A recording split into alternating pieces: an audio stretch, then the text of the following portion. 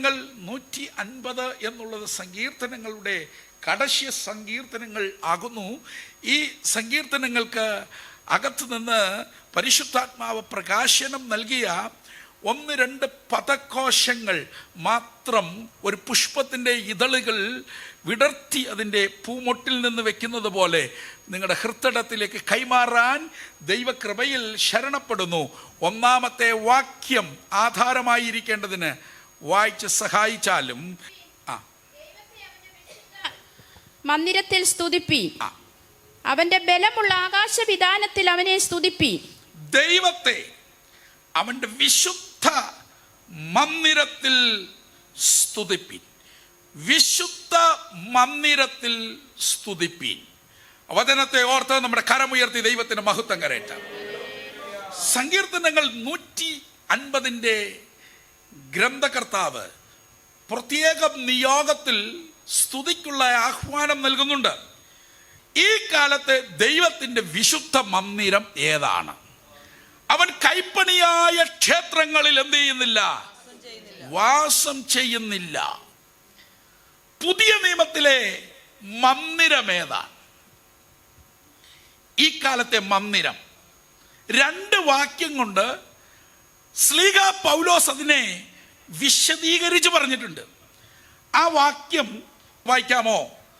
ശ്ലീഹ പൗലോസ് കൊരിന്തിലുള്ള ദൈവസഭയ്ക്ക് എഴുതിയ 1-ാമത്തെ ലേഖനം 3-ാം അധ്യായം 16-17 വേദസൂക്തങ്ങൾ. നിങ്ങൾ ദൈവത്തിന്റെ മന്ദിരം എന്നും നിങ്ങൾ ദൈവത്തിന്റെ മന്ദിരം എന്നും ദൈവത്തിന്റെ പൗലോസ് പറഞ്ഞു കൊരിന്തിലുള്ള ദൈവസഭയോട് നിങ്ങൾ ദൈവത്തിന്റെ മന്ദിരം എന്നും. അടുത്തത് ദൈവത്തിന്റെ ആത്മാവ് നിങ്ങളിൽ വസിക്കുന്നു എന്നും. ദൈവത്തിന്റെ ആത്മാവ് നിങ്ങളിൽ വസിക്കുന്നു എന്നും അറിയുന്നില്ലയോ എന്നതിന്റെ ആശയമോടെ കൈമാറുമ്പോൾ നിങ്ങൾ അറിയേണ്ടതാണ്. നിങ്ങൾ എപ്പോഴും നിങ്ങളുടെ അറിവിൽ ഉണ്ടാകേണ്ടതാണ്.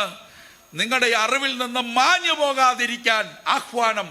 അറിയാം നിങ്ങൾക്ക്, എന്നാൽ ഓർമ്മപ്പെടുത്തിയുള്ള ധ്വനിയിൽ പറഞ്ഞു അറിയുന്നില്ലയോ. അടുത്തത് ദൈവത്തിന്റെ മന്ദിരം നശിപ്പിക്കുന്നവനെ ദൈവം നശിപ്പിക്കും. അടുത്ത വാക്ക് ദൈവത്തിന്റെ മന്ദിരത്തെ നശിപ്പിക്കുന്നവനെ എന്ത് ചെയ്യും? അപ്പോൾ ദൈവത്തിന്റെ മന്ദിരം ഏതാണ്? പറയാം, നാമാണ്. സ്തോത്രം. 150-ാം സങ്കീർത്തനത്തിൽ ദൈവത്തെ, അവന്റെ വിശുദ്ധ മന്ദിരത്തെ, ദൈവത്തിന്റെ മന്ദിരം, വിശുദ്ധ മന്ദിരം, ആ മന്ദിരത്തെ കുറിച്ച് വചനം പഠിപ്പിക്കുന്നത് അത് വിശുദ്ധ മന്ദിരമാണ്. അശുദ്ധി തൊട്ടു തീണ്ടാത്ത തനി വിശുദ്ധിയുടെ പൂർണ്ണത. വെളിപ്പാട് പുസ്തകം സമാപനത്തിൽ സഭാനാഥന്റെ ആഹ്വാനം ഇങ്ങനെയാണ്: വിശുദ്ധൻ തന്നെ തന്നെ വിശുദ്ധീകരിക്കട്ടെ. സ്തോത്രം. ദൈവത്തിന്റെ മന്ദിരം എങ്ങനെ വിശുദ്ധമാക്കപ്പെട്ടു? കൃപയാലാണ് ഇതിന് വിശുദ്ധി ഉണ്ടായത്, കർമ്മമാർഗത്താലല്ല.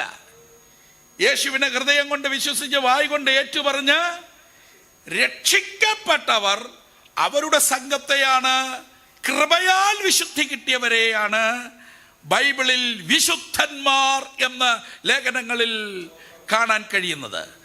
അതുകൊണ്ട് കൃപയാൽ നമുക്ക് കിട്ടിയിരിക്കുന്ന വിശുദ്ധിക്കായി നമുക്ക് സ്തോത്രം ചെയ്യാം. ആ വിശുദ്ധൻ എന്ത് ചെയ്യണം? തന്നെ തന്നെ വിശുദ്ധീകരിക്കണം. സ്തോത്രം. അതുകൊണ്ട് ഒന്ന്, ദൈവത്തിന്റെ മന്ദിരം വിശുദ്ധമാണ്. 2, ഈ മന്ദിരം ദൈവത്തിന്റെ മന്ദിരം എന്നാണ് പറഞ്ഞിരിക്കുന്നത്. ദൈവത്തിന്റെ വകയാണ്. സ്തോത്രം. അങ്ങനെയെങ്കിൽ നമുക്ക് ഇന്ന് അഭിമാനത്തോടെ പറയാം, ഞങ്ങൾ ദൈവത്തിന്റെ വകയാണ്. ആമേൻ. വ്യക്തിപരമായി ഈ ആലോചന ഏറ്റെടുത്ത് എത്ര പേർക്ക് പറയാൻ പറ്റും? ഞാൻ ദൈവത്തിന്റെ വകയാണ്. അഥവാ ഉടമസ്ഥാവകാശം സനാതനനായ, സർവജ്ഞനായ, സർവശക്തനായ, സർവവ്യാപിയായ മഹാദൈവത്തിനുള്ളതാണ്. ഹല്ലേലൂയ. അങ്ങനെയെങ്കിൽ നമ്മുടെ തലയിലെ ഒരു മുടി വരുന്നൊരാഴ്ചയിൽ നമ്മുടെ തലയിൽ നിന്ന് വിട്ടു പോകണമെങ്കിൽ ഇതിൻ്റെ ഉടയവൻ അറിയാതെ സമ്മതിക്കുകയില്ല, സംഭവിക്കുക ഇല്ല എന്ന ഉറച്ച വിശ്വാസം അകതളത്തിലുള്ള ദൈവമക്കൾ ദൈവത്തെ ഒന്ന് സ്തുതിച്ചാരാധിക്കാം. ദൈവം അറിയാതെ എനിക്കൊരു പോറൽ പോലും ഏൽക്കില്ല എന്ന് എത്ര പേർക്ക് ആ ഫെയ്ത്ത്, ഉറപ്പ് അകത്തുണ്ട്? ആ ഉറപ്പുള്ളവർ ദൈവത്തെ ഒന്ന് സ്തുതിക്കാം. സ്തോത്രം, സ്തോത്രം. പഴയ നിയമത്തിലെ ഭക്തനായ ദാവീദിനെ കൊല്ലാൻ ശൗൽ പുറകെ ഉണ്ടായിരുന്നു. എന്നാൽ പിതാക്കന്മാരെ പോലെ നിദ്ര പ്രാപിച്ച ദാവീദിന്റെ ശരീരം ഒരു പരിശോധനയ്ക്ക് വിധേയമാക്കിയാൽ ശൗലിന്റെ കുന്തത്തിന്റെ കുത്തിന്റെ ആ നിമിത്തമുണ്ടായ മുറിവിന്റെ തുന്നിക്കെട്ടലിന്റെ എത്ര പാടുകൾ എണ്ണാൻ പറ്റും? സ്തോത്രം, ഹല്ലേലൂയ.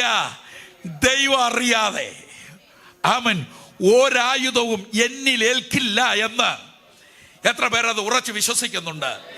ശത്രുപാളയത്തിൽ എത്രയോ ആയുധങ്ങൾ നമുക്കെതിരെ രൂപകൽപ്പന ചെയ്തത്, നമുക്കെതിരെ പണിതീർത്തത്, പോർമുനയുള്ളത് പലതും ഒരുക്കപ്പെട്ടിട്ടുണ്ട്. എന്നാൽ ദൈവം അനുവദിക്കാതെ ആ ഫെയ്ത്ത് ഇവിടെ ഉള്ള എല്ലാവരുടെ അകത്തും ഉണ്ടാകട്ടെ. ദൈവം അറിയാതെ ഒരായുധവും എൻ്റെ കൂടാരത്തിനകത്ത് കടക്കത്തില്ല. അവൻ എന്നിൽ ഏൽക്കില്ല. ഒരു പോറൽ പോലും എനിക്ക് ഏൽക്കില്ല. ദൈവം അറിയാതെ എന്നിൽ ഒന്നും സംഭവിക്കില്ലെന്നുള്ള ഹൃദയത്തിനകത്ത് നിശ്ചയദാർഢ്യം ഈ വചനത്തിന്റെ ആ ശക്തിയാൽ ഉണരട്ടെ. അവൻ അത് ഏറ്റെടുക്കുന്ന ദൈവമക്കളെ ഓർത്ത് ദൈവത്തെ സ്തുതിക്കുന്നു. സ്തോത്രം. അതുകൊണ്ട് പ്രിയമുള്ളവരെ, ആ വാക്യം ഒന്നും കൂടെ, ആമേൻ, ദൈവത്തിൻ്റെ വകയാണ് നാം. 2, അപ്പോൾ 1 കൃപയാൽ ഇതിന് വിശുദ്ധി ഇതിന് കിട്ടി. 2 ഇതിന് ഉടമസ്ഥാവകാശം. അതുകൊണ്ട് ഈ മന്ദിരത്തിൽ നിന്ന് ദൈവത്തെ സ്തുതിക്കണം.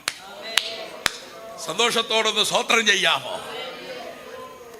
ഹല്ലേലൂയ. നമ്മെ ദൈവത്തിന്റെ വകയാക്കാൻ അവിടുന്ന് മുടക്കിയ വില ഏറിയത് എന്ന് പുതിയ നിയമം അതിനെക്കുറിച്ച് പ്രസ്താവന നടത്തുന്നു. അതിന്റെ വില കുഞ്ഞാടിന്റെ വിലയേറിയ രക്തമാണ്. സ്വർഗവാസികളായി ഉറിയേൽ, അബിയേൽ, സെറാഫികൾ തുടങ്ങിയിരിക്കുന്ന ദൂതവ്യൂഹത്തിനോ ഏഞ്ചലോളജി പഠിപ്പിക്കുന്ന ദൂതസഞ്ചയത്തിനോ സ്വർഗവാസികൾക്കോ 4 മുഖജീവികൾക്കോ ഇവർക്ക് ഒന്നിനും അവിടുത്തെ ഓമനകുമാരന്റെ പരിശുദ്ധ നിണത്തിന്റെ വില നിർണയിപ്പാൻ സാധ്യമല്ല. എഴുത്തുകാരനായ ശ്ലീഹയ്ക്കും അത് സാധ്യമാകാതെ വന്നതുകൊണ്ട് താൻ എഴുത്തുകൊൾ കൊണ്ടൊരു പരാമർശം നടത്തി. കുഞ്ഞാടിന്റെ വിലയേറിയ, അതിന്റെ ദീർഘം എത്ര ഇട്ടാലും തീരുകയില്ല. വിലയേറിയ അവിടുത്തെ ഓമനകുമാരന് നിണം, ജീവരക്തം മറുവിലയായി നൽകിയാണ്, വിലയ്ക്ക് വാങ്ങിയാണ് ഇന്ന് നമ്മെ ദൈവത്തിൻ്റെ വകയാക്കി മാറ്റിയത്. ഹല്ലേലൂയ.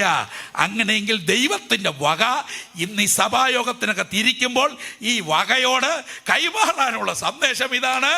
ആമേൻ, സ്തോത്രം. അതുകൊണ്ട് ദൈവത്തെ സ്തുതിക്കണം. Hallelujah, hallelujah. അവിടുന്ന് നൽകിയ ഇത്ര വലിയ ദാനമായ രക്ഷയെക്കുറിച്ച്, രക്ഷ എന്നുള്ളത് ദൈവത്തിന്റെ ദാനമത്രേ. കരങ്ങളെ ഉയർത്തി ദൈവത്തെ സ്തുതിക്കാം. അതുകൊണ്ട് പ്രിയമുള്ളവരെ, നാം ദൈവത്തെ സ്തുതിക്കണം. എന്തുകൊണ്ട് സ്തുതിക്കണം? 1, നാം ദൈവത്തിന്റെ വകയായതുകൊണ്ട്. 2, സ്തോത്രം, ആമൻ, ദൈവം നമ്മെ വിശുദ്ധീകരിച്ചത് കൊണ്ട്, ആമൻ, ദൈവത്തിൻ്റെതായി തീർത്തത് കൊണ്ട്, ദൈവത്തിൻ്റെ വകയിൽ നിന്ന് സ്തുതിക്ക് ആഹ്വാനം നൽകിക്കൊണ്ട് എൻ്റെ പ്രബോധന വാക്കുകൾക്ക് ഇവിടെ കുത്തിടുന്നു.